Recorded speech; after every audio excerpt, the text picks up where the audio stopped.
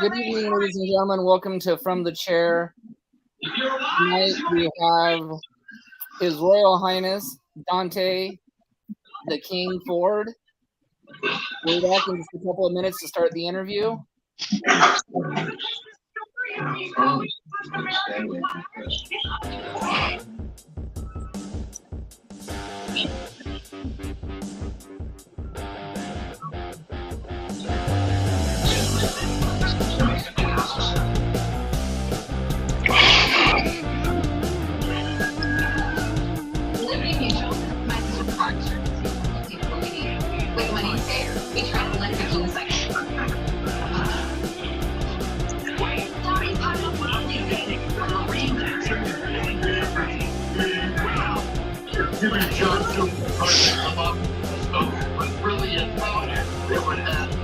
Okay. Welcome to the show, everybody. And thank you, Deonte, for being on. Thank you for having me. I appreciate it. Pat, how are you? Pat, finally a real royalty to join us besides our loser of a host who can't even be on the show on time. Hey, we all have technical problems, so... Oh, shut up, Nas. Now get to the show. I always get to the show.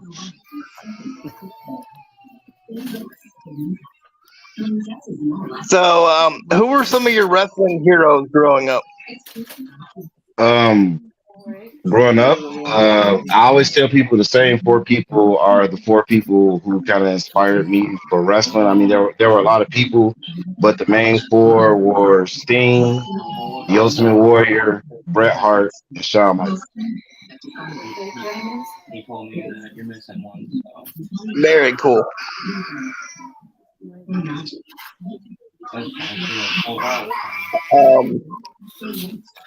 Pat, I think you have them. There you go.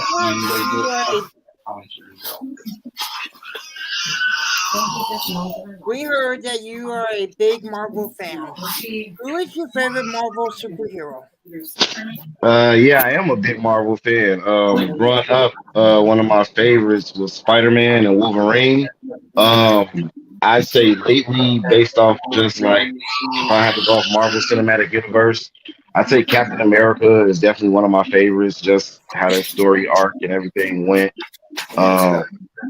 Definitely a big Iron Man fan. But yeah, as far as favorites go, it's a tie between Spider-Man and Wolverine.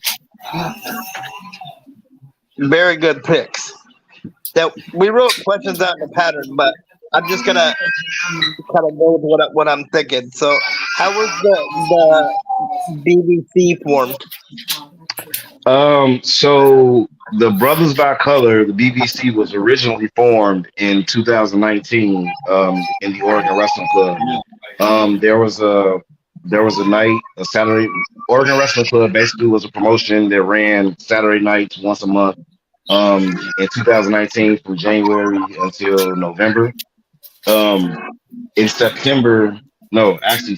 August there was a tag team tournament a one-night tournament held to crown the first ever Oregon State Tag Team Champions. And me and one of the graduates of the Oregon Wrestling Club training school, Jamar Sims, were brought together, and we decided, like, if we're going to be a team, what's something that we can do to stand out, because two, black men, kind of had similar backgrounds, kind of had like similar upbringings, and we just like, hey, we'll be the Brothers by Color. It just so happens that BBC is the acronym. And it's a lot of money Black Hills School is. Very cool.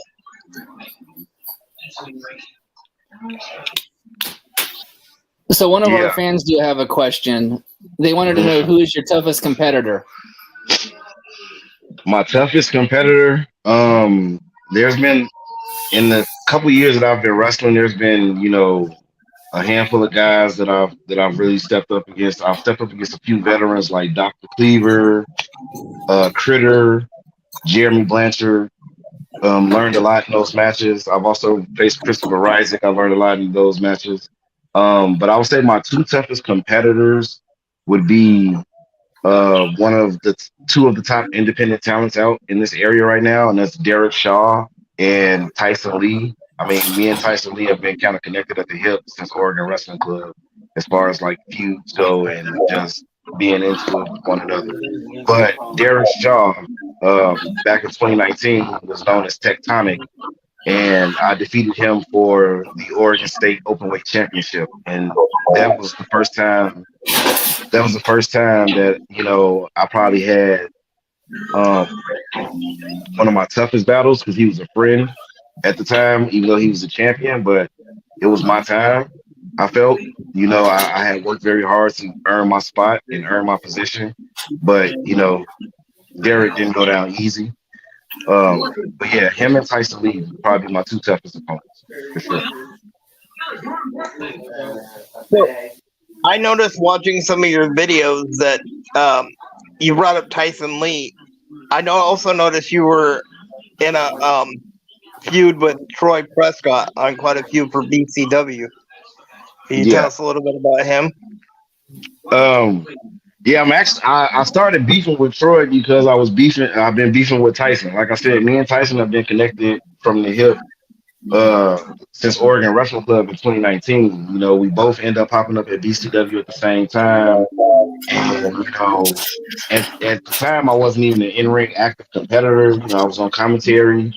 Tyson decided one day he was kind of pissed off, and he decided to put his hands on me, which kind of brought me back into the ring, brought me back into the crosshairs with him. And by proxy, he started teaming up with Troy Prescott, and then me and Pretty Boy Troy kind of started beefing. I mean, like a little bit before that, I was still doing commentary for a while before I like returned to the ring actively full time. And Troy had just won this season championship from JB Moonshine, and he had a match one night, and I was doing my job on commentary, and I said something I guess that caught his attention, and then for the rest of the match, he kept his focus on me, and we kind of had been beefing a little bit back and forth, jaw jacking a little bit, and I told him if I ever had a chance to take this from him, I was going to do it. And like I said, he started teaming up with Tyson Lee, and then him and Tyson kind of started, pulling a bunch of shenanigans, basically trying to get one over on me. And there was a few times I got the best of them, and they kind of got the upper hand because it was a numbers game. And from that, I restarted the BBC because I saw two young talents in Kobayas Thompson, and Shakari Frost, and I also needed me some backup. So what better way than to get two young up and coming African American wrestlers in this area, and kind of just make a dominant force, trying to come together and make a dominant force.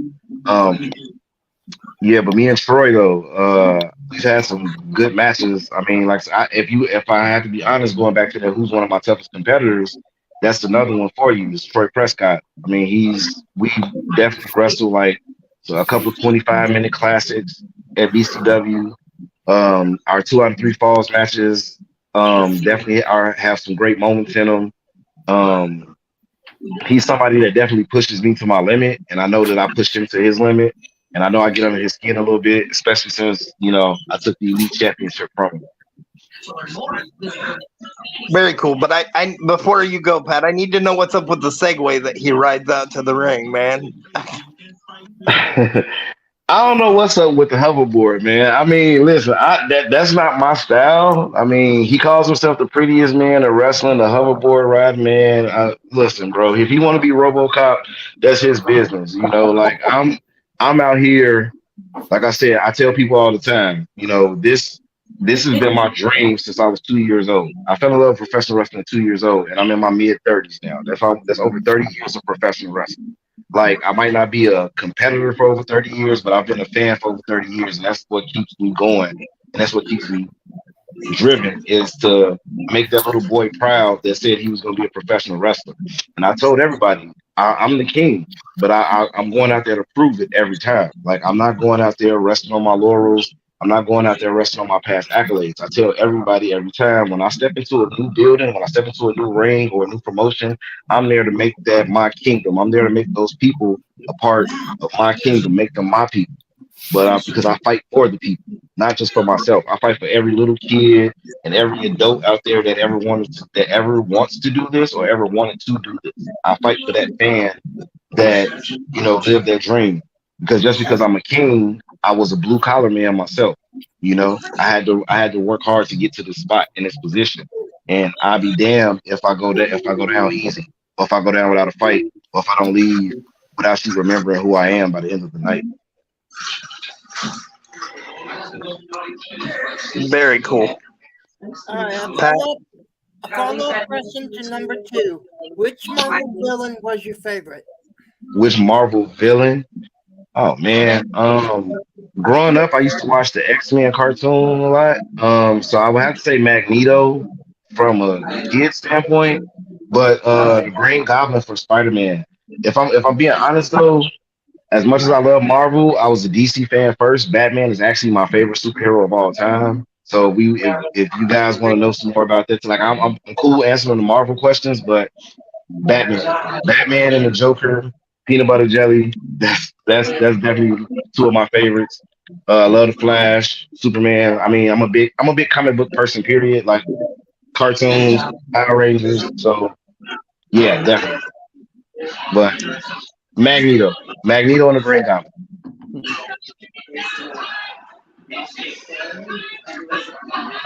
so I noticed that, or in another podcast, you said one of your favorite guys was Monty Brown. Um, he didn't get the best run in WWE. What was your thoughts on that? Um, I'm not gonna lie. I think Monty Brown was a person that in WWE didn't get the chance to see his potential. When I was growing up, that was probably around the time, like right around the time I was getting ready to get out of high school, and I had just started getting into the dirt sheets. And from what my understanding was that his sister had passed away, and he went to take care of her three kids. So he stepped away from the spotlight. He stepped away from the WWE. Um, so respect to him for that. I have kids of my own. I have a sister. So if anything happened to me, I'm pretty sure she'd step in and try to be there for my kids. But I love Monty Brown originally from his TNA run when he first debuted. I never watched him play football because I like the NFL, but I don't watch football that much. So I never really got to see him play football. But when I saw him in TNA and I saw him debut and I saw like how they positioned him, and then first with the Alpha Bomb, which was the body slam position, he tossed him up and then power bombed him.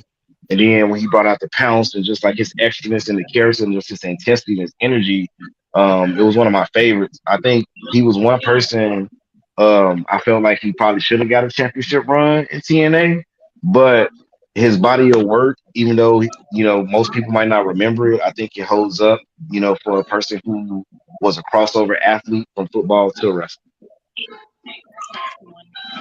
Absolutely. Did you always know you wanted to be a professional wrestler, or was the true profession you wanted to become if you were not a wrestler? So yes, I always knew I wanted to be a professional wrestler. Like I said, I've been watching professional wrestling since I was 2 years old. I saw my favorite wrestler, Sting, go up against the Hall of Famer, the Great Muta, way back in Chicago where I grew up, and I was like 4 years old. So, my favorite match of all time that really made me want to be a professional wrestler more than anything was the WrestleMania 12 Iron Man match between Bret Hart and Shawn Michaels. So, yes, I've always wanted to be a professional wrestler. Um, if I couldn't be a professional wrestler, I kind of lived part of my other dream, and that was being a chef. Um, I was a chef like straight out of high school, had took culinary classes, worked in a bunch of different restaurants, been a line cook, been a manager in most places.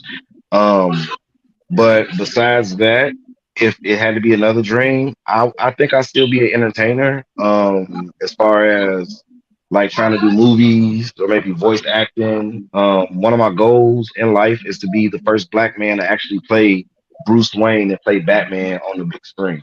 Like I feel like that's a like I know that sounds like a huge goal, and it might not make a lot of people happy, you know, because there are some fans that might say, "Well, Bruce Wayne isn't black," and yada yada yada. But that's my goal, that's my dream, and I feel like I can make that happen before I leave this earth.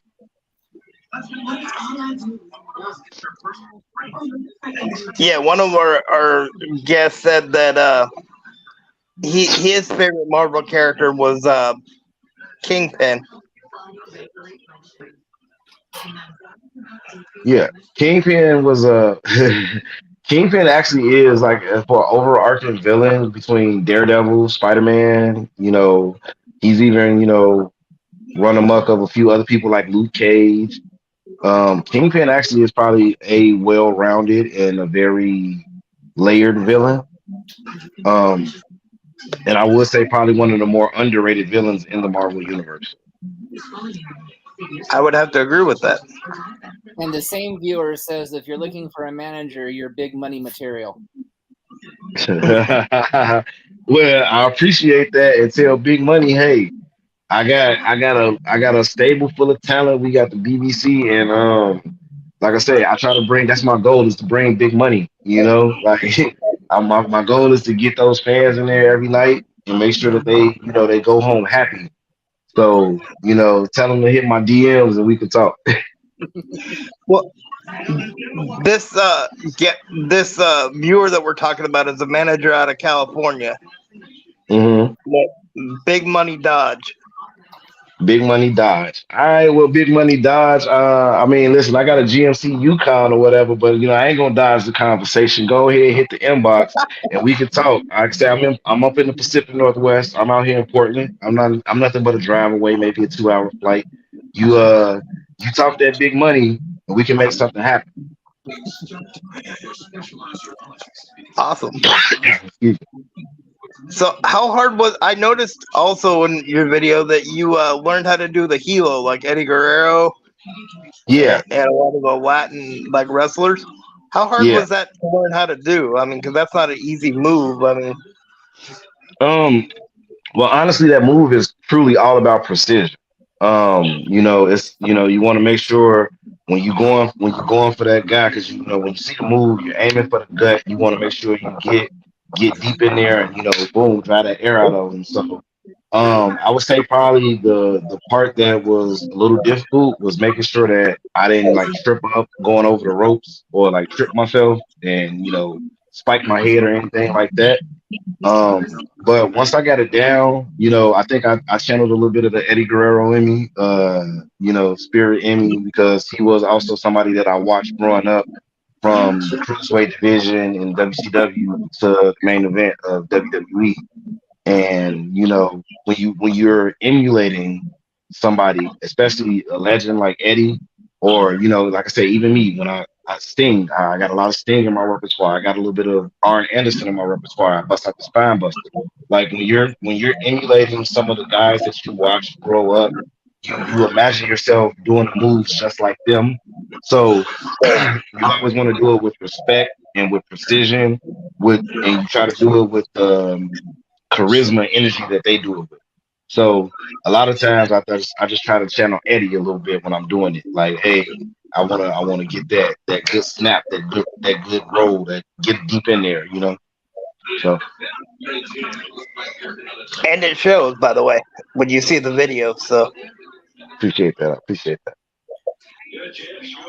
Can you tell us a little bit about what it means to you to be the last Oregon State open weight champion and what it's like to be called the Blue Collar Wrestling Elite Champion? Oh, that was Nathan. Sorry, Nathan. no, you're good. Roll with it. So both of them are big honors for me. The last Oregon State openweight champion is definitely that was the first singles title I ever won as a competitor. Like I said, I beat Derek Shaw for the title 4 years ago. Um, it was probably my biggest achievement at the moment. It was probably my biggest besides making my debut and just having the year that I had, it was definitely, I would say, my crowning moment at that time. And it solidified the fact that, I had arrived for me at that time. But it's kind of bittersweet when I think about that championship because I never got to defend the title because COVID happened shortly after I won the title. So I never got to even defend it my first time. And then Oregon Wrestling Club closed up. Um, so it's a little heartbreaking. I get a little sad thinking about it sometimes, just because I didn't get to really show, at that time who I was and who I was. Like the people saw who I became, but I didn't get to solidify myself as a champion or just as what I was trying to be, which was the standard bearer. Like Derek Shaw had a 6 month reign that set the tone. He was the first champion, and to be the man to come up behind the first champion, I had to set myself apart. I never got the chance to do that. With the BCW Elite Championship, how I feel, like I said, when this title, I believe replaced the TV title we had. I'm not. I had to get. I had to check in on that. Don't quote me on that because I might be wrong. It's been almost a year since this title debuted. But when it debuted and I laid eyes on it, I was at the commentary. I was at the commentary area, and I saw this title, and I said, "I'm gonna win this title. Like whenever I get back to competing, I'm gonna get this title, and I'm gonna work my way up because I like the way that not only did I like the way that this championship looked, but I like just basically the name of it. It's elite. Like you have to be one of the best to hold this. You have to be one of the top people to hold this. You got to have that connection with the people. You have to you have to be able to compete at a high level against the top talent that this company has to offer. But at the same time, my whole goal for winning this was to also elevate it even more. Not just to say I got another jewel in my crown or another, a cap in my belt. No, this was to say that, hey, I'm elite, I'm here, and I'm gonna prove it. So, and part of what I want to do with this, and I had to get clearance from BCW management, but I want to defend this title against the best of the best, no matter whether it's in BCW or if they will let me defend it in another promotion. I'll rather defend it in another promotion too. I'd like not rather, but I'd like to defend it in another promotion just to show, like, hey, like this is one of the top titles around. And, if I'm the king, I got to defend my throne, I got to defend my kingdom, and I got to stand on the fact that I said that I am the elite champion. Um, and I'd be lying if I didn't say that I had my eyes on more gold, but I got to get a couple defenses in with this baby first before I, make my claim, stake my claim for this other one that I'm looking forward to grabbing. So we're big supporters of the Special Olympics, and I noticed that Kobe, the one that you said is part of the BBC, only has one leg, and I think personally that's amazing. Could you tell us a little bit what it's like to team with him? No, Kobe has two legs. That was Sorry. yeah, that was Hip Hop Harry that I teamed with. Oh, okay. Hip Hop, My bad. yeah. Hip Hop Harry is out of California. Um, he's been wrestling for some years, man. I don't know a lot about Harry because I don't know him super personally. We did team. I did get to know a little about him, just a little bit from wrestling. Like I said, just like I told you the other day when we talked, like somebody would, he doesn't let what he doesn't let his disability affect him. He's still pushing through life. He's still feeding. He's still creating. You know, he's beloved. In California and in the wrestling scene, people love him. And you know, it's guys like you and him that are true. Truly makes it worthwhile. You guys are the champions, really, because like I say, you have things that can limit you, but yet you choose not to let your limitations stop you from continuing to live your life. Well, I truly appreciate that. Thank you for that. So, on the Special Olympic topic, I just want to throw out there that back in 1995, I went to the World Games and I came back with the gold. So congratulations, brother. Hey, I never knew that, but hey, I applaud you, my friend. And we Hey, actually have a track athlete that's going to represent us this year. okay. What's their Yep. name? His name is Kellen Kellen. Mendez. All right. Well, you tell Kellen. Kellen has my royal support, and the king wishes him luck, and say bring home the gold. I will definitely let him know. So you said in that interview and here that you're a Bret Hart fan, and I noticed that like you do a lot of technical wrestling and like sell really well. Did you get that a lot from him? Yeah, the technical wrestling aspect of it definitely. So funny story, not funny, but just a little tidbit. So originally, before I was the Black King, I was gonna go by King Hitman, but because Bret Hart being the Hitman, like I said, he was probably at like just from a wrestling standpoint, was probably one of my favorites all time growing up, and just the way that he did things, the way that he broke his opponents down, and just calling yourself the best there is, the best there was, and the best there ever will be. And he would go out there and for his time frame and in that generation, the new generation, and even some of his earlier tag work with Animal, he went out there and proved it. So yes, a lot of that I try to get from watching like Brett. There's also other few guys like Dean Malenko, Brian Danielson. Love watching Brian Danielson. Eddie's another one. Yeah, I liked a lot of the technical work, especially being a bigger guy. Like I try to show that I can, do more than just, throw my strength and my power around, throw my weight around. Like I love to actually, get in there and try to, fold, twist somebody up like a pretzel.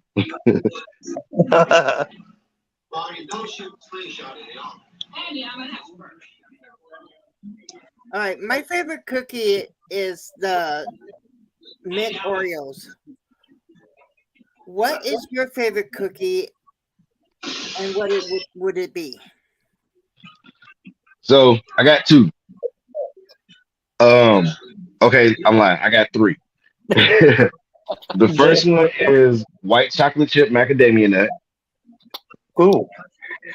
uh, double stuffed regular Oreos, and then just fresh baked chocolate chip cookies. Like I love fresh baked chocolate chip cookies. Like it doesn't matter. Like especially they're nice and soft, and they got that little crisp edge on the outside. Chocolate chip cookie makes the world better all the time. Ain't that the truth? So, my executive producer kind of wanted me to ask this next question because he likes Okay. to tease me about it. So, I had to pick all the matches for WrestleMania, which I didn't do, by the way. Uh, So, um, like, what advice would you give me on picking better, or how did you do picking if you did at WrestleMania? so for my picks, I went 9-4 for both nights. So with all 13 matches, I went 9-4. And the crazy thing about it is I think three of those matches, if I would have changed, I probably would be 11 and I'll probably be 12-1. But just from a standpoint, again, like I say, I'm a fan first. Like I know a lot of times as somebody who's in the business themselves, a lot of times you critique what you see on television or what you see from, the bigger companies. And one, I'm on the independent, so I'm not in a position to really be calling anybody out on what they do. Like, as far as like from a worker standpoint. Like everybody's out there doing, they're going out there to give the best matches they can. I think sometimes fans can be a little too critical of that. But from my standpoint and how I picked, I went from a fan standpoint and I went from a storyline standpoint. So like the first night, I felt like, between John Cena and Austin Theory, I went Austin Theory because it's like, hey, if I'm really paying attention, Cena's not around, he's filming movies. Um, and plus Austin Theory, like you said, he's the now. So do you pick Cena to win because you want that nostalgia, or do you pick Theory to win because Theory has a point to prove? Um, the tag team showcase, I picked the Street Profits, but I'm a big fan of the Street Profits, and it just made the most sense for me from a tag team standpoint. They are outside of the Viking Raiders, they were the more established tag team. Makes sense, right? So, but yeah, just the ones that I didn't get right, I went against my better judgment. I thought Damage Control was gonna win the 6-man tag. Just because I felt like it was time to put Bailey and Io Sky and Dakota Kai, give them that, like, they haven't had that big win yet, so I thought they were gonna really take that. I thought Dom was gonna beat Ray, which, just knowing what I just from watching and looking at the story from the last year overall, yeah, Dom could have won, but it didn't make sense from a fan standpoint, from that happy ending standpoint. Um, I'm not gonna lie, I thought Balor was gonna beat Edge, and like everybody else, I thought Cody was gonna be the one. I thought Cody was gonna be the one. Um, but like I said, just pick it from a standpoint. Be a fan and just look at the stories, and then you go from there. It's like, hey, what makes the most sense for me? If I'm a fan of the bad guy, then I'm glad Roman won. If I'm a fan of this ball of energy that is Cody Rhodes, this anomaly that is Cody Rhodes, then I want to go for Cody Rhodes. Just be a fan. Always be a fan. Don't ever be critical. Like, don't be too critical. Don't try to overanalyze a match, especially if you like if a person has never been in the ring before. Don't try to overanalyze what a competitor does. Like, because it takes a lot to do what they do. It takes a lot to do what I do. You know what I'm saying? I don't come to your job and tell you, hey, this is how your job should be done. Just enjoy it. Enjoy the product. So, Yeah. so to follow up to that, we added the Andre the Giant Memorial Battle Royal on Friday night. So our illustrious host of this show finished 7-7, and I finished fairly better than he did. And the bet was, if he didn't pick the perfect card, he has to wear a dress to a Mariners game in August. So you gotta go to a Mariners game now? In a dress.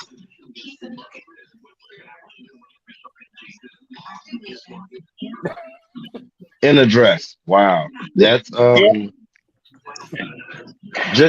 just get some WWE material. Nobody will pay attention to it. Nobody. It's okay. I'm doing it with a smile on my face, because you know what? I might have to wear a dress, but I'm gonna make that damn thing look good.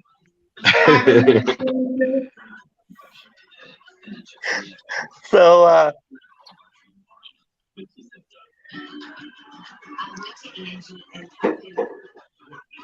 Pat, you got one? Yeah, I got it. We know that Monty Brown is one of your biggest influence. As a professional wrestler, was there anybody else that you molded your character around? Yeah, like I said, I take inspiration from a few different people, but like I said, mostly, like I said, Sting, just the energy, the also, I don't know, like if you've seen some of my matches, sometimes I wear face paint. So that's kind of an homage to Sting and the Ultimate Warrior, just because of their energy, and I was a big fan of that paint. The Road Warriors, I love Hawk and Animal, I love the Legion of Doom, just that brutal power game, and like, just run through people. Like I said, Brett, the technical aspect.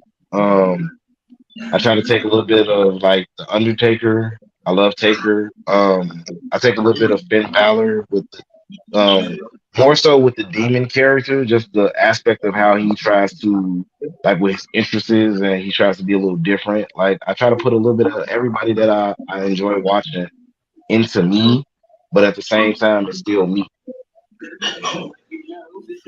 And then a follow-up question to that is, how did you become Dante the King Ford? So quick correction. It is Deonte. Um Oh, so Deontay Ford is actually my real name. That is my birth name. That is my given name. Um, and the Black King. So originally, when I was younger, I always used to, just growing up and seeing some of the stuff from like the culture of Black culture and the history, and being, that a lot of, Black and African American people in America come from, you know, African tribes and villages, descendants of kings and queens. I've always looked at myself as a king, as a royal person, like just by my, and not just so much like trying to be in like a narcissistic way. I just always saw myself as somebody that, was a royal person. And the reason why I say that is because of how I look at being a king. Like a lot of people see the king as like some jerk or a narcissist or self-absorbed. And I'm more so I look at being a king as a man of the people, somebody who takes care of his people, who fights for his people, and in return, the people hold him up in, a good light. You know what I'm saying? Like I always try to live my life by being a good person, by being a decent person. I try to be there for people I care about, be there for my friends, be there for my family. You know, if I could, I'd give a person a shirt off my back if they needed it. Um, and that's what I always view myself as in that aspect. So when it came time for me to be, you know, Deontay Ford, when I actually made my debut, I wanted to be the king right away, but there I couldn't do it because the people didn't know who I was, and just to call me king, a lot of people might have, you know, they might have looked at it wrong or taken it the wrong way. So instead of, coming out as just a king, I came out as, Deontay Ford first. And then certain situations and things kind of pushed along the narrative of who the of the king. And somebody, my trainer said to me, he said, "Hey, instead of just making you the king, because anybody can be the king, anybody, everybody wants to be the king anyway. Why don't you be the Black king?" So I took that and I sat on it and I thought about it and I said, I want to do it, but I want it to be where it's not just because I'm a Black man that I'm the Black king, but I'm gonna take the word black and what people thinks it means, and I'm gonna change it and flip it on its head. Because when I look at black, even though black is looked at as darkness and as a whole, like a black hole or encompasses, I look at it as from a cultural standpoint that black is beautiful. Black is everywhere. You can't have all the colors in the world without having black in it. So and I wanted to show like black excellence and that, hey, black represents greatness, you know, like I'm not a stereotype. I am a human being, I'm a man, I'm a person, I'm a father, I'm a brother, I'm a son, I'm a grandson, I'm a cousin, nephew. I'm just like you. I just have a different skin tone. But black is going to be black excellence. It's not just going to be representative of the color of my skin.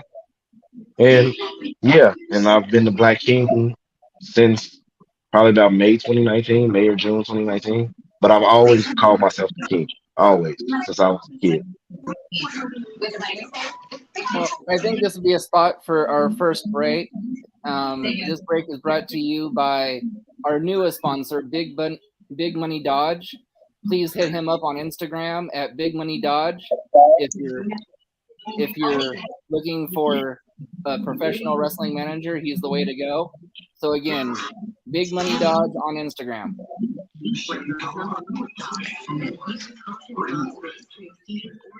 So, what are some uh, what are some inspirational words you would give an up and coming wrestler?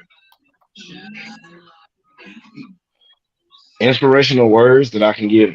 I'm not just an up and coming wrestler, but anybody is just trust the process. You know, I know sometimes life gets hard, and sometimes it might deter you from your dream, but trust the process. The journey is never about how you start; it's about how you finish and the journey to get there. So you have to, you might go through some struggles in life, you might go through some hard times, but just trust the process. Keep your head down, keep grinding, keep pushing, and like John Cena always says, never give up. Like, and that's the truest thing I can tell you is like literally never give up. Always keep training, always keep trying to better yourself. Don't be afraid to get out there. Don't be afraid to try to go to different states, different cities. I'm a person that's trying to get out there this year. I would love to get to different states. I want to go back home and wrestle in Chicago. I haven't got the opportunity to do that yet. I love to go to Florida. I love to go to Canada. I love to go to England and wrestle in all these different places. So don't be afraid to put yourself out there, and don't be afraid to reach out. Rejection comes, but just for as much as you're going to get rejected, it's going to be somebody that's going to give you a chance. And just work hard when you get that opportunity. Like, work that opportunity like you'll never get that chance again, and show your work. One of our viewers had a great question. Go ahead, shoot. Um, we recently lost one of the sheep herders. What is your feelings about Luke and Butch Miller? And do you consider them legends? So the Bushwhackers are definitely legends. I will never not say they are legends. For me personally, um, as a child, I used to see the Bushwhackers, and then I just remember them doing the whole this year. So from a, from my child perspective, I only remember them kind of like as a comedy tag team. I don't know much about their work before, the WWF when I was watching in the early 90s. Like, I don't know a lot about it. I do try to go back and watch some of the older material from like the 80s and the 70s, and I try to get you know my knowledge, and I try to study matches from those time periods. I'm not gonna lie and say that I know much about them because I haven't gotten a chance to get into some of their work, but I would never not deny that they are legends in the game. They are Hall of Famers, and they, for a lot of people, even for me as a little kid, just seeing the Bushwhackers, coming out and just doing this, like that got me out my seat. It got me excited. So they affected me in my childhood at some point. So I won't deny their legend status. When I was a kid, I actually watched them in the NWA as the sheep herders, and they were a vicious tag team. But they knew their stuff. I have to get into it, man. Like I said, I have to get in tune with that. Like I said, I haven't watched a lot of their work. Even the stuff that I saw back as a kid, I don't remember fondly. I can't say I can point out a match that they had that I remember right now at this moment in time. So I don't want to, disrespect their legacy or, make it seem like I don't care about who they are. I just, again, I'm not. They are truly legends, and rest in peace, to Bushwhacker Luke. Um, and like I said, they definitely are legends, though. And I know they probably were a very great tag team back in the day. I just have to get in tune with it. Haven't had the chance. So, in your opinion, which promoter is doing a better job, uh, Triple or creative wise, Triple H, Court Bauer, or Tony Khan? Um, haven't watched a lot of MLW lately, and I'm a big MLW fan. Just haven't been able to watch it in a while. So I'm gonna just stick with the two that I can say right now, and that's Triple H and Tony Khan. But just from a story standpoint and a continuity standpoint, I'm definitely gonna say Triple H. Um, because just from watching the two companies, and because WWE has been doing it a little longer, they know what they're doing. They know how they craft. Like, we can talk about Vince and some of his decisions and all that, but at the end of the day, WWE has been doing this for over 70 years. So they know what they're doing as far as, trying to get the payoffs and the big payoffs in the stories.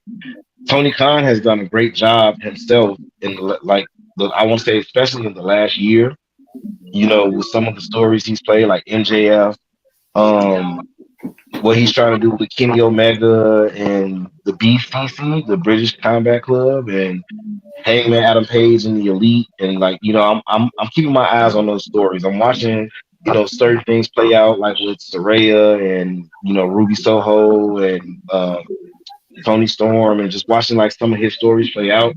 But from a continuity level, definitely Triple H, especially because like the whole bloodline thing that's been going on for like the last 2-3 years, and then just little bits and pieces that he's added, and what happened with Sami Zayn and Kevin Owens this past weekend, and again Cody Rhodes coming back, like a lot of continuity has definitely goes to the WWE.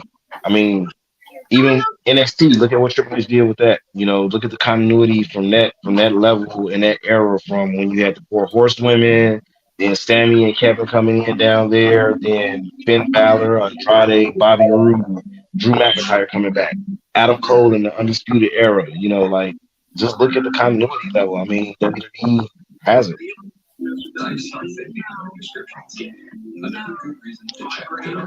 If you had a dream match, what would it be?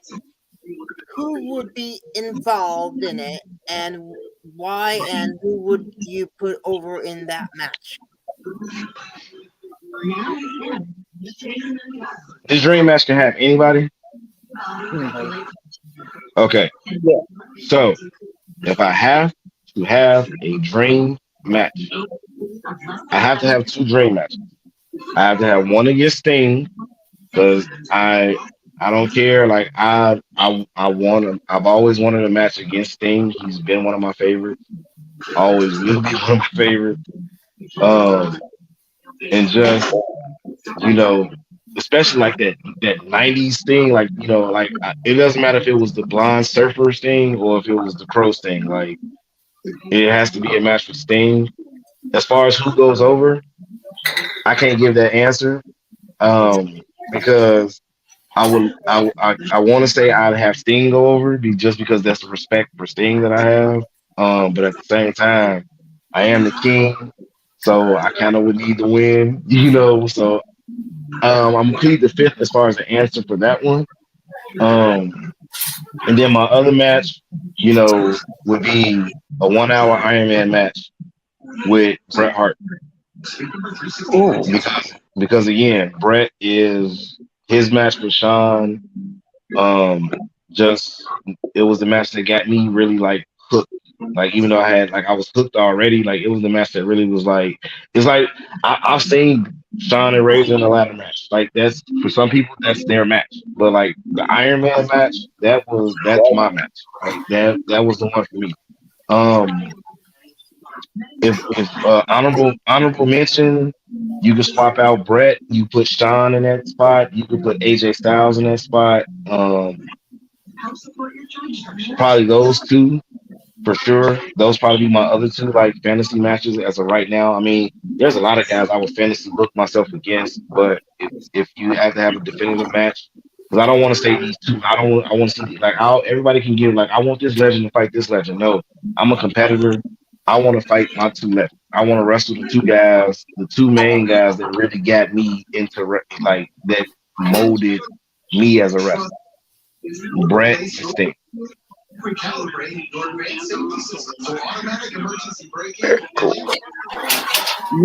You said that you brought in, the pounds as part of your repertoire. How did that come about?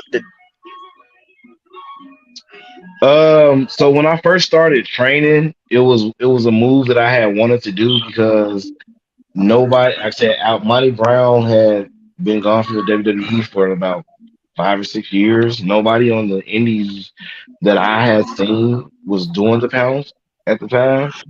So it was something that I had always kind of wanted to try to like put into my repertoire and use as a finishing move.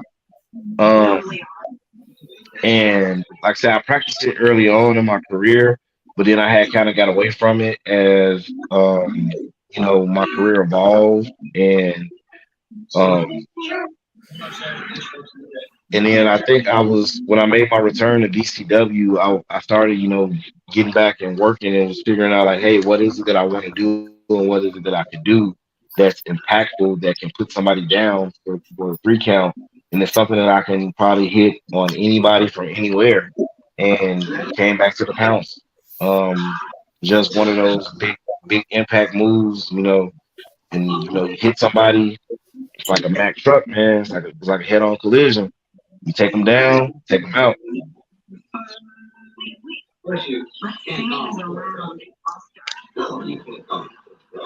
But you can call that the King's Crush because it's the King crushing. Ooh, I like that name. In your personal opinion, can you name your top 5 tag teams from 5 to 1? And who would they be and why? Okay, so man, top five, bro. Does it have to be top five now or top five all time? All time. All Or right, so this anywhere, is it doesn't matter.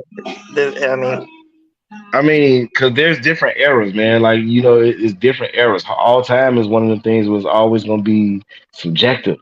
It's so subjective. So I'll give you my first. I'm going to give you my number one. I will go from 5 to 1, but I'm going to give you my number one first. My number one is the Road Warriors, Legion of Doom.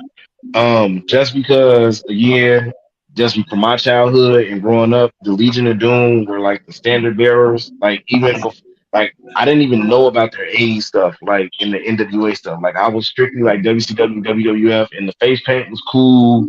Them being announced for Chicago was like it was my hometown. Then Hawk with the Water Rush, that raspy voice, and then they came out with the football pads with the spikes. And then, they held tag team gold, bro. Like I said, they used to just beat people down. Um, then if I have to go, let's see, who'd be number. So I gave you my number one. So now I'm gonna try to give you 5 through 2. I know I'm backwards, but five. I don't want to put these people so low. This is exactly why I'm like it's kind of a trip because it's all subjective. Um, five. I'm gonna say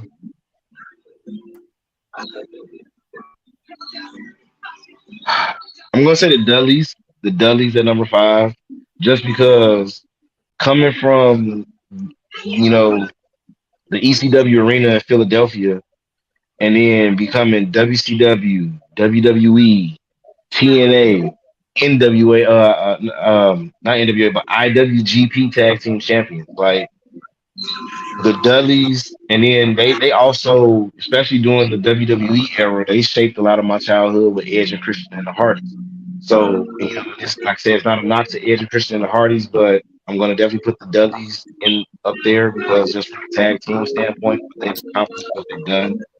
Um, Number four, oh man, uh, I want to say the Outsiders, but when I was looking at it as a whole, Hall and Nash weren't a tag team that long in WCW. They weren't, even though they held most of the WCW tag titles. The Outsiders run wasn't as impactful. Uh, Number four, Harlem Heat.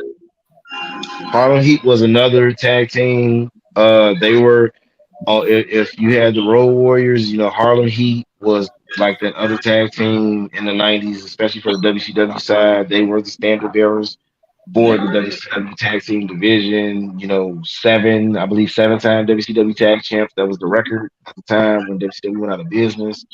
Um, And then just they were legit brothers, you know. And then like I say, the costumes, with the attire with the flames, Booker T, Stevie Ray, just dope. Um, my 2 and 3 tag teams are going to be from this era, and they're going to be from like right now. I mean, there's a lot of teams out there. A lot of teams are even from early TNA days, like honorable mention to Three Live Crew, to the Young Bucks when they were Generation Me, to the Motor City Machine Guns, all those guys. But like my 3 and 2 tag teams, number 3 would have to be the New Day.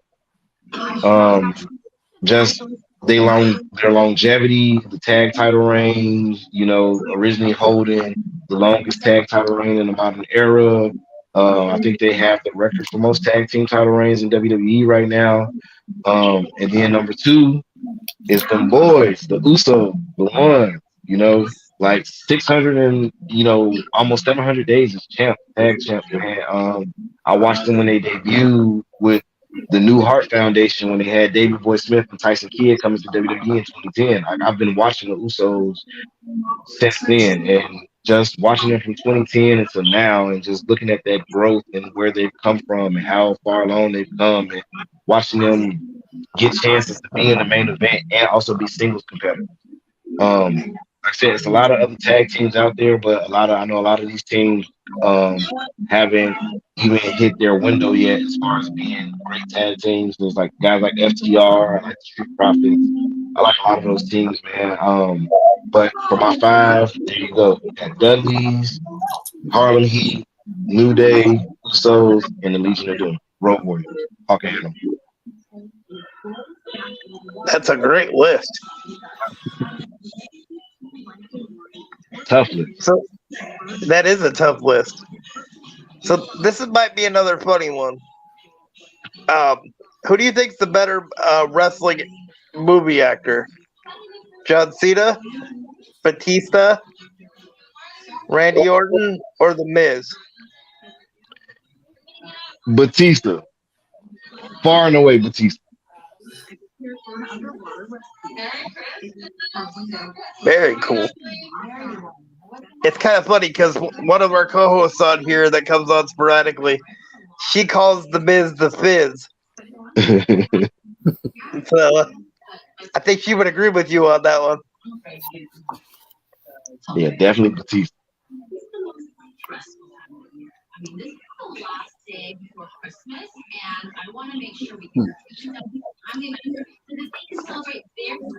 There's another viewer. She goes, "Who do you think the top 5 Intercontinental Champions are? No order." Oh, okay, no order. All right, no order. Jesus, guys, not the top 5 questions.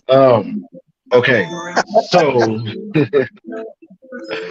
Because you came up with such a good list the last time. all right. First of all, current Intercontinental Champion Gunther, Walter, whatever you want to call him, that man is a beast, banger of an Intercontinental Champion. He's definitely going to be in the top. He's going to be in the top 5 no matter what. Like even once he drops that title, like he's definitely brought a prestige back to the IC title that hasn't probably been there for a while. I know they've I'm not discrediting WWE because, like I say, the guys who have held the Intercontinental title always put in the work. It's a workhorse title for a reason. Whether people feel like they get the spotlight or not, those people have held the Intercontinental title for a reason. But Gunther is definitely in the top 5 right now. Somebody that might be underrated that people might not. I'm gonna say it's gonna be a little bit of a 3-way tie for number 4, and I'm gonna tell you why. Kofi Kingston, Rey Mysterio, and Dolph Ziggler.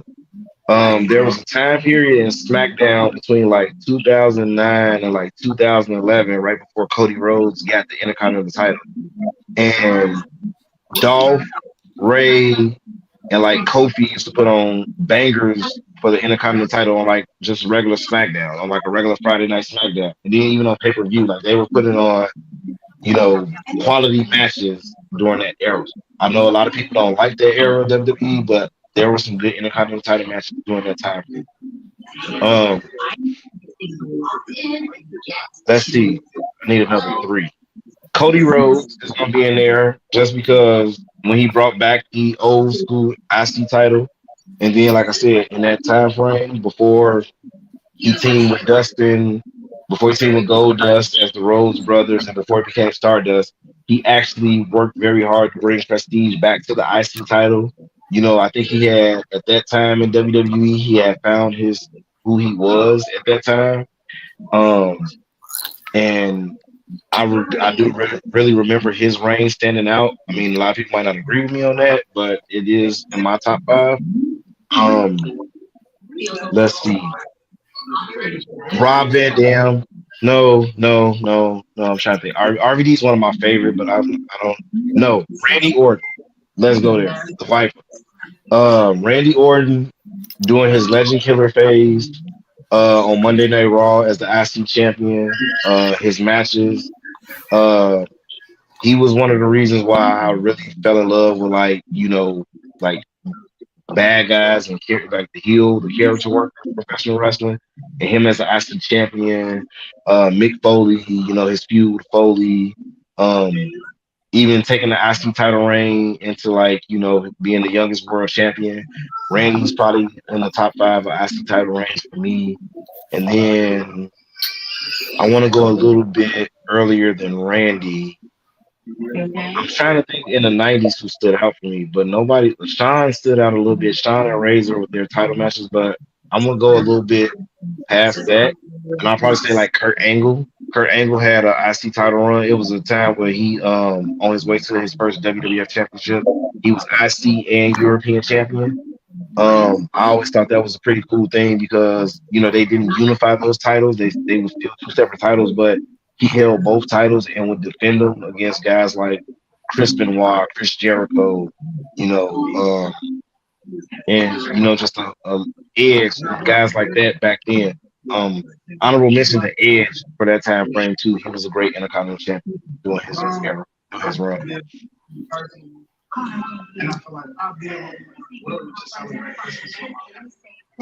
So, I watched a lot of your matches, and I like to compare people, and tell who I think they remind me of.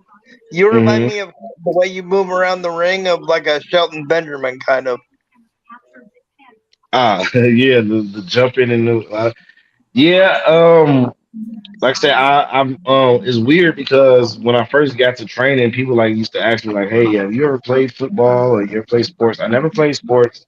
I mean, I've been athletic. I've always been athletically inclined. I mean, my if you ever see me though, it probably wouldn't look it, honestly.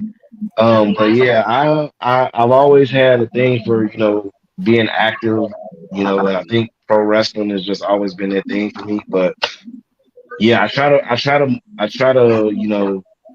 just my little secret. I can't let everybody in on it. Like I'm a little fast. I'm deceptively quick, but I gotta keep that's between us, okay? Like you can't let anybody else know.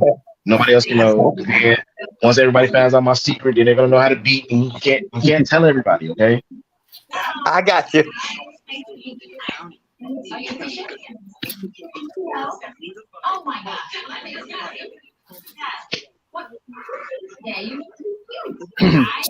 So if your children came up and said, "Daddy, I want to be a professional wrestler," would you either A, talk them out of being a wrestler, or B, if they asked you to train them, would you train them? And if you didn't train them, who would you refer them to? So I'm pretty sure one, if not both of my daughters are probably gonna want to be professional wrestlers. My youngest daughter, I mean, she'll be 3 this year, but like the minute she came out the womb, and I would hold her, I'd be sitting watching pay-per-views. She's right there with me. Whenever I sit and watch matches, when she's around, she's watching. When I go back and watch some of my matches, just to study tape and see what I could do different, what I should tweak, and in my repertoire, she's sitting there watching and she's like, "Daddy, Daddy, that's Daddy," and I'm like, "Yeah, that's me, baby," and she sits and watches. My oldest daughter, I mean, who knows if she falls in love with it and she decides she wants to do it when she gets older, I definitely would train her as well. I would train both of my daughters. As far as talking them out of it, as far as talking them out of it, I wouldn't. I would tell them the dangers of what they're getting into, especially like, if it's just on the independence, what they need to look out for. Um, because again, they're human beings, man. They're gonna make their own decisions. There's gonna be a lot of stuff that daddy's gonna try to protect them from that I know I can't protect them from, but at least to try to wisen them up and, smarten them up to, the business and just life in general, and hope that they take that and they use that to navigate and keep themselves safe and make the best choices in life. Definitely. But if they came to me and said, "Hey, Daddy, would you train me?" I would definitely train them. But if I didn't train them, and say I'm still here in Oregon, the Oregon Wrestling School, the Oregon Pro Wrestling School, run by Ricky Gibson of the Midnight Heat out there in Hillsboro. They got a great program out there. They're cranking out, man, cranking out guys like left and right, man. Like it's a lot of great guys. I faced some of the kids that come from that school, and it's a bright future for the Pacific Northwest. There's also Dragonflex Dojo out there in Washington. They also have a school out there. A lot of great guys that train up there. A lot of great talent coming up from there. Um, so they have options, and I would try to send them down the best route that they can to the best teachers that they can learn from, and let them get the best knowledge as possible to maximize their potential and their talent to succeed in this business. Speaking of the Ricky Gibson School, our very first interview was with one of his part-time trainers, Levi Cooper. Nice. This was our podcast was he was our very first interview for this podcast. Nice. I haven't had the chance to meet Levi yet, and I haven't had the chance to get out to the Oregon Pro Wrestling School. It's on my list of things to do for the year for sure. Because like I said, training makes everybody better. You never want to stop training. You never want to rest on your laurels. And Oregon Pro definitely has one of the best programs out there. Like I said, I faced a lot of their students. I know a lot of the talent that comes out of that school. I know some of the talent that's that helps out at the school, and it is a top-notch program, definitely. I can't say enough good things about those guys, about their students, about the work ethic that comes out of that school. Like it's a great time to be an independent wrestler right now, especially out here in the Pacific Northwest. There's a lot of young energy. It's invigorating.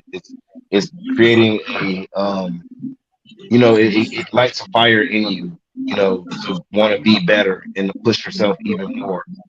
Just having, so much energy around, youthful energy that pushes you to be the best talent that you can be. Absolutely. And then one more viewer question, then I'll let the guys ask the rest of them. Again, from Big Money Dodge, he goes, "Would you ever want to come to California and join a group from California and help grow their brand?"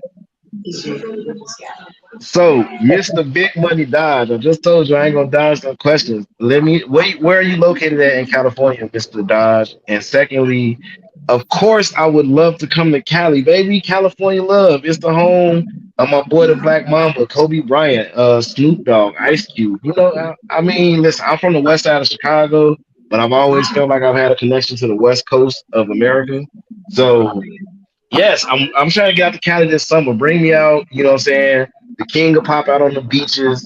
Who do you have, baby? You know what I'm saying? You want the king. The king has no problem coming in and being the leader. You see? Matter of fact, Big Money Dodge, I'm gonna do this for you. You big money, right? Big money. Holla at your boy. Come holla at him. I'm telling you.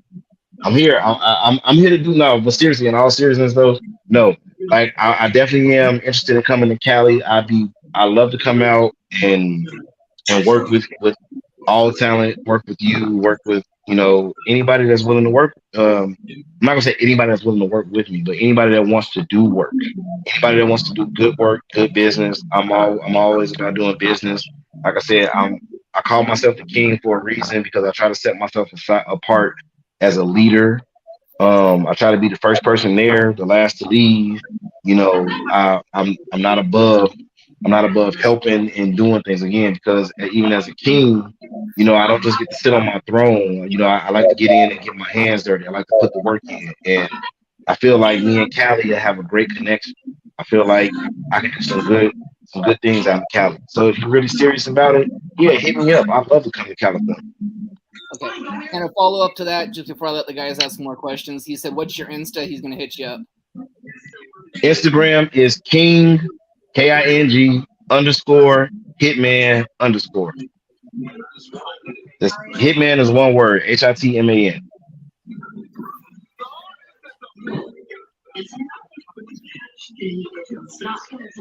Cool. I think that's the first. I think we've kind of helped bring two people together on the podcast, so that's an awesome thing. Hey, I'm earning our sponsorship, man. I'm earning our sponsorship. What Hey, can I say? you do what you do, man. This thing wouldn't be possible without you. So if you could change one thing about the wrestling business right now, what would it be? I know that's kind of a loaded question, but It is a loaded question. I'm gonna just say the only answer that I've ever said, and the only answer I will say, is politics. Okay, first of all, no, let me stop that. Not just politics, but creepy people in wrestling. Period. A lot of creepers out there, jerks. I'm gonna just say that. I'm gonna say, get the creepers out, keep the creepers out, leave the creepers out. Okay, and outside of that, politics. I hate politics, man. Let me tell you something. I do business, and I know you can say doing business is sometimes being political or pushing for stuff.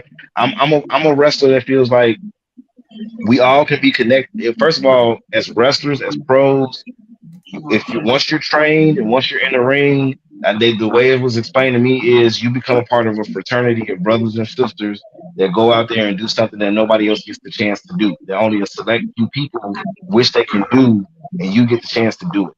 So the way I look at it is, if we can do business and we can grow business together, let's grow business together. Let's not be in this whole situation of, hey, I gotta be, what I'm saying, the main event. If you work hard, the main event's gonna come to you. That's all I always believe in that. Working hard and putting, like I said, getting in there and doing the dirty work, doing the hard work that nobody else wants to do. You never know who's watching you, and you never know when your chance is gonna come. Just get in there and do the work. Don't sit up there and try to be some prima donna. Don't sit up there and try to be like, oh, well, I deserve to be in the main event because this, and this. No, it doesn't matter, man. You're gonna get there if the work is there. If the work shows itself, the people are gonna, you know what I'm saying? So yeah, I'm all like politics. Get politics out. Get creepers out. Get shitty promoters out. If you had a chance right now to choose between the four major promotions, WWE, AEW, New Japan Pro Wrestling, or higher in the circuit such as Impact, GCW, or MLW, which promotion would you choose and why? So so I'm going to answer this in two parts. So the first part I'm going to say is actually, if I had a chance, I would try to be somewhat of a journeyman. Like I would try to go through MLW, then probably go through like Impact, then maybe try to travel over and do some stuff in New Japan, come back, and then see if I can, maybe do something with, Billy Corgan in the NWA, and see if I can work AEW for a couple of years and then go to WWE, because that's just always how I always like. When I grew up, it was only WWE and WCW, so I was like, if I can work for both companies, I'd love to work for both companies.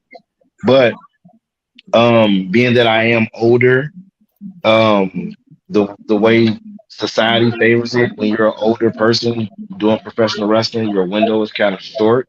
So if I have to be honest with myself, I'd either go to WWE or AEW first. Or if it just became a career, that's what I would have my career on. I definitely say WWE because, again, as a kid, that's where I've always wanted to be. That was one of the first promotions. Like I said, I wanted to hold the Intercontinental title. I wanted to hold the WWE title. Being that they have the United States title there, I've always wanted to hold that old WCW United States title, but like WWE has a lot of the championships and the goals, and also NXT being a thing. Like I would want to go through the system and prove myself, and create that wave for myself. Um, but if I couldn't do WWE, I definitely would. I would either want to do either do AEW or do like a MLW or Impact. Sure. Impact has a lot of great talent. Um, they don't have a king though, but they got a lot of great talent. They just don't have a king. Neither does AEW. But again, like I say, it's. I feel like I'll get there. I'll get there in the next few years. It's just extra work I have to do.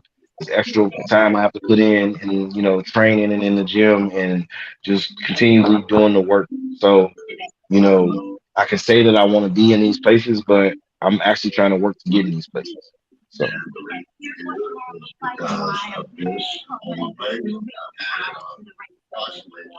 So I think we have a mutual acquaintance. hmm I was at a training school with Draven Vargas. nice. Yeah, I know Draven. Can you tell us what it was like to be in the ring with him? Because he's a character. So So yeah, that was. I mean, I've been in the ring with Draven twice. First time was for Anarcho Pro, which I didn't get a chance to talk about, but this is the Anarcho Pro Championship right now. Um, I am the inaugural Anarcho Pro champion. We had a six-man tag where it was the BBC versus Hellbound and Anarcho Pro. So I had a minor slight chance to step in the ring with Draven for a little bit. Um, didn't get to see much of him in that match. But then we went one-on-one for BCW at Powerbomb. And that experience was crazy because he didn't know what BBC was. He thought it was British, the British Comedy Channel. Uh, he thought it was the British. So we had to explain to him what BBC was, and then somebody got a phone and showed him, and shenanigans from there. But the match, and I probably say it's one of my favorite matches in the last, like in my since I've been back almost a year now. I think it probably has been a year. It's been one of my favorite matches in the last year that I've had. Definitely. He's a he's like me a little bit. He hits you fast. He hits you hard. He's a little unorthodox. So I think our styles kind of like meshed together really well when we went up against each other. Um, and like I say, fun opponent. I'm actually going to see Draven next week in competition because next week on the 15th, BCW holds another Powerbomb show at the American Legion post out of Milwaukee, Oregon, and it's a triple threat main event tag where it's going to be the Moonshiners, JB and Lance Moonshine, and Hellbound, Draven, and BCW champion the Rat King, and the BBC. Me and my boy Jay Marcel. Um, so I'm looking forward to this match, honestly, because I haven't stepped in the ring with Moonshiners yet. I've only seen a little bit of, like I said, that same six-man tag. I've only got to interact with the Rat King just a little bit. So I'm excited to see what everybody's going to bring to the table next week. cool. Yeah, the Rat King's another friend of the podcast. We've had him on and done an interview. So Yes, we have. Yeah, it's actually weird because me and him have never faced off in one-on-one competition, and I've been back at BCW for a year. We haven't faced off yet, but I feel like that time is gonna come sometime in the near future. I feel like because I told him before when we shook hands when I first met him and I introduced myself. I was like, "Hey, I'm the Black King." And he's like, "Yeah." I said, "You the Rat King, right?" He's like, "Yeah, I'm the Rat King." I was like, "All right, two kings in BCW." At some point, we're gonna have to meet up to prove to see who's the better king or who is the king. You know, um, just crazy because we've been in, like I said, we met in a six-man tag in an Arco Pro. And honestly, I just made a debut at another promotion where um Hellbound is at too. So at some point, probably in the next year, me and Rat King are gonna have to see each other, man. It's gonna be the battle of the crowns, battle of two belt champs around here. So I have a follow-up kind of story to tell you about Draven. Word, let me hear. Feel free to bring this up next weekend, by the way. Okay. So when we were in the training school, he had a hardcore match with two of our other students, but we nicknamed that match the Match of 1,000 Nut Shots. Oh Lord, I can believe it. Because in one match they used bowling pins and a bowling ball, Jesus. a cocaine mallet, and you ready for the last one? Salad tongs. Lord. Well, I'm glad I wasn't in that match, and I'm glad I had kids already. So. Let me tell you, I did commentary for that match, and by the time that match ended, my voice was a little about 2 octaves higher.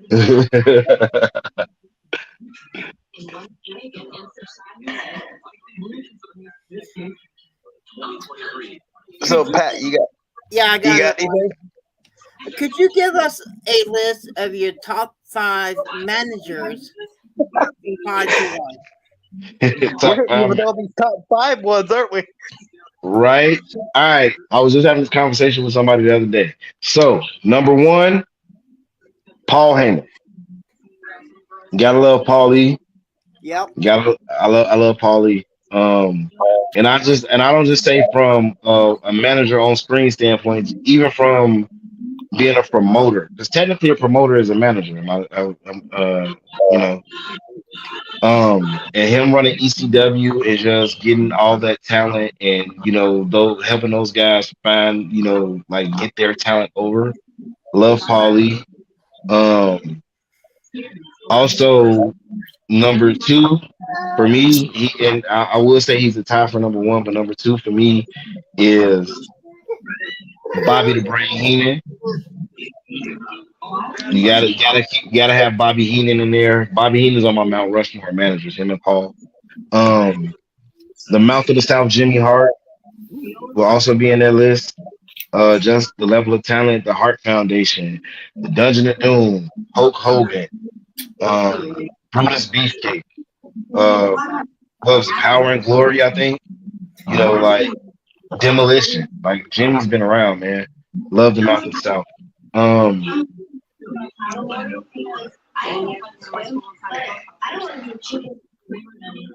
Sensational Sherry, Macho King, Shawn Michaels, Harlem Heat, Sherry Martel, definitely. A lot of people would say Miss Elizabeth, and I usually would too, because I did love Miss Elizabeth back in the day with Macho and even doing the little NWO stuff, but even with Luger. But I'm Miss Elizabeth wouldn't be in my top 5, not for this. There's one other person I'm trying to decide. Actually, you know what? It's easy. Teddy Long.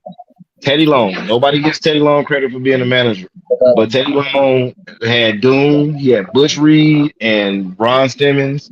He had Jazz, Rodney Mack, Mark Henry. Teddy Long, Scott Norton, Ice Train. Teddy Long has been around for a while. Teddy Long was actually a pretty good manager. People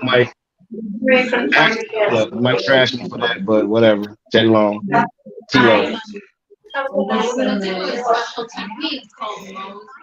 So I agree with you on a lot of those, but the reason I kind of smiled when you said Miss Elizabeth is I literally am looking at my PS5, and that's actually what I nicknamed my PS5 was Miss Elizabeth.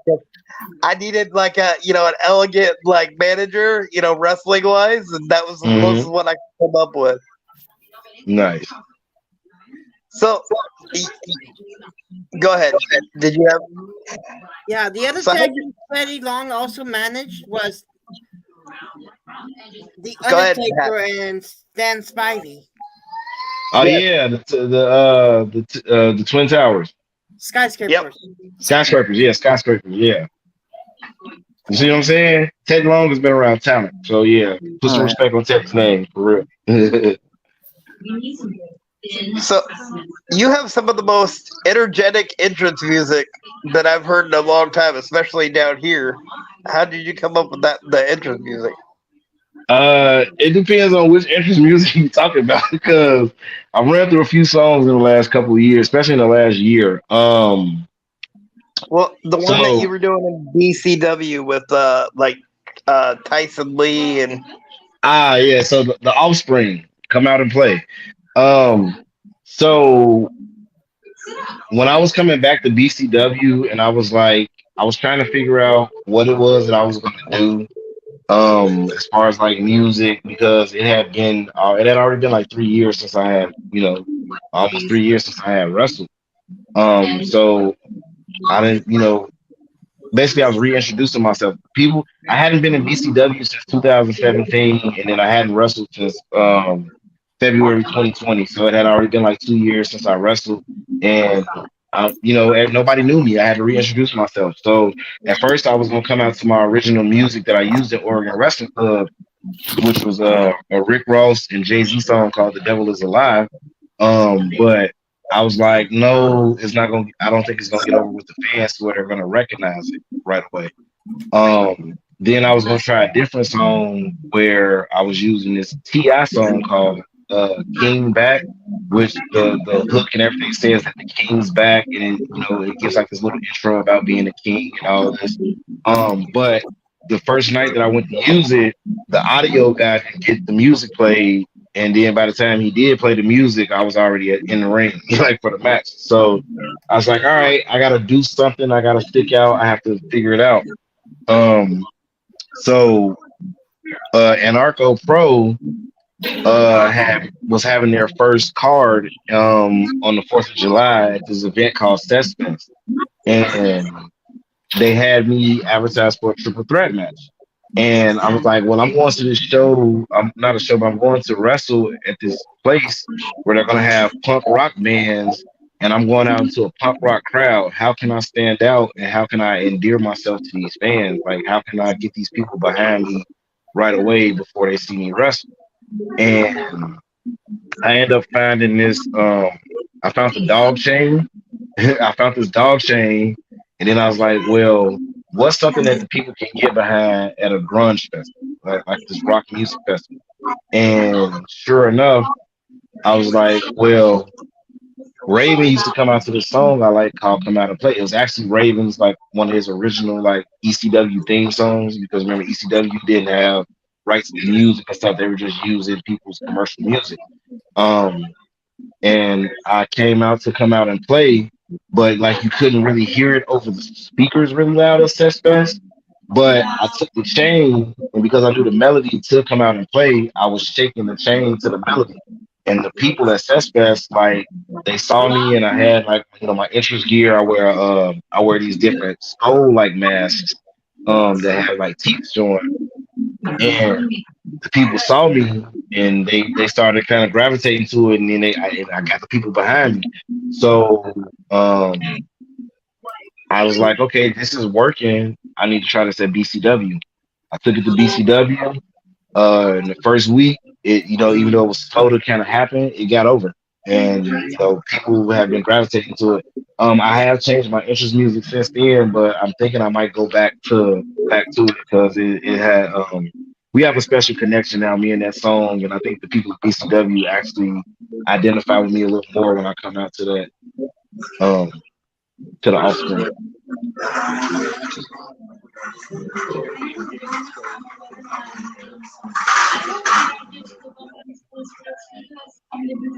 Okay, so yeah, do you have anything, Pat? I don't. Okay, I got a couple. I got a couple more. So, can you tell us a little bit about the BCW crowd? Because the matches I've seen, it seems like a more intimate crowd, kind of like an ECW type. Well, BCW has always had like an intimate crowd, even from the first time I stepped foot in BCW back in like 2015, the end of 2015. But yeah, the crowd is always an intimate crowd, for sure. The people usually, because BCW ran like up until this year, BCW ran every Sunday.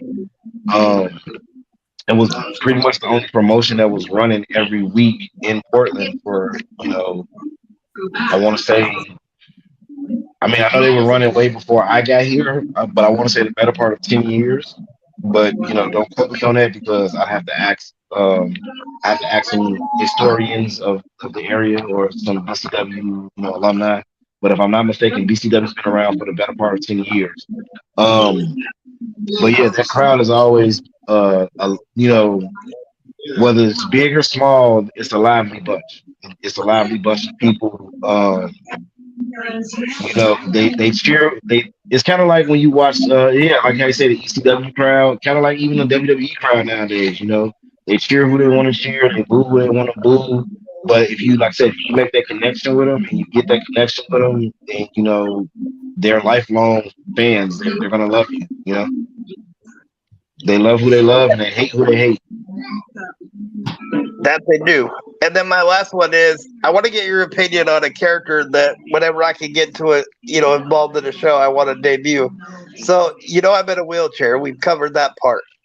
Right. So I'm thinking about calling myself the crippled Messiah, right? And do like a minister type thing. I got some wine glasses in my closet that I'm gonna turn into like some chalices and stuff. This the crippled Messiah. I mean, that's a little bit on the nose.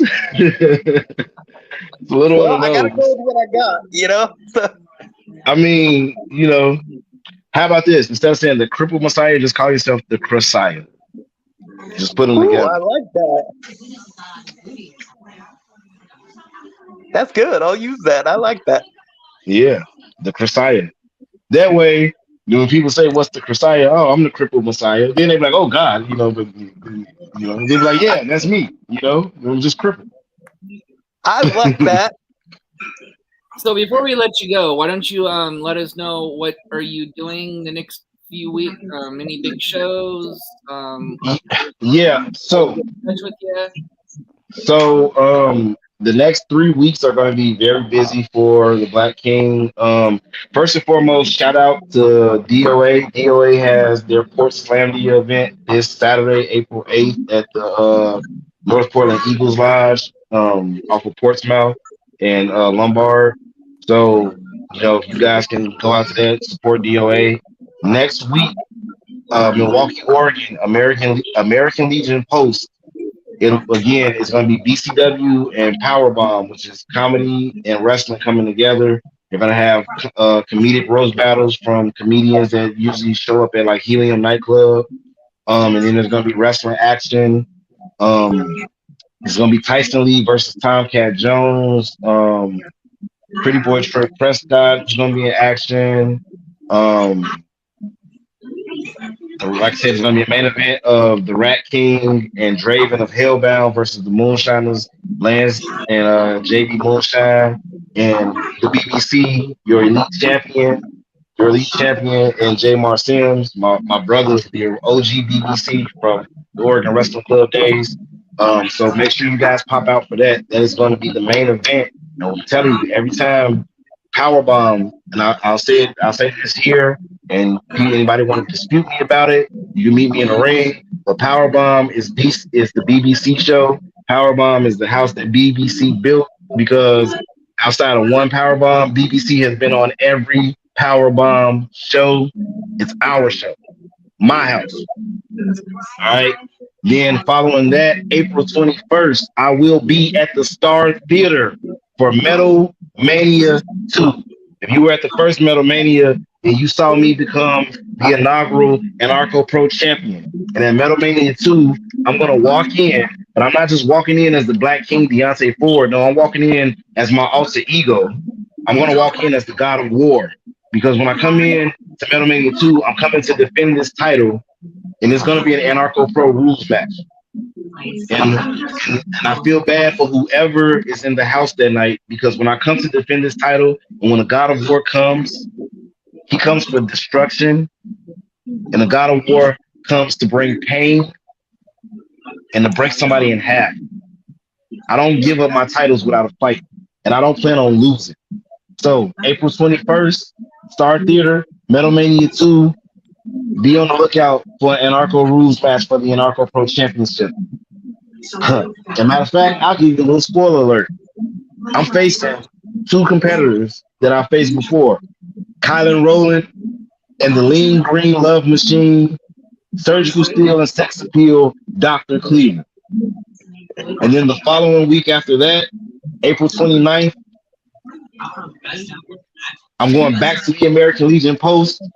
We're going back to Milwaukee, Oregon, because it's going to be BCW, and I will be in the house defending my elite championship and proving to the world again why the Black King is who he says he is. And if you must know, it is a rematch against Pretty Boy Troy Prescott. So I'm gonna say this here. If he ever gets his eyes on it, he happens to watch. Hey, Pretty Boy, I noticed you've been wearing a little eye patch around your eye from our match from the 4th. Yeah, you remember what I did to you. On the 29th, it's gonna be no different. I'm gonna walk into the American Legion Post as the elite champion, and I'm walking out the elite champion. The King's reign is inevitable. So it is written, so shall it be. So is the royal decree of the Black King, Deonte Ford.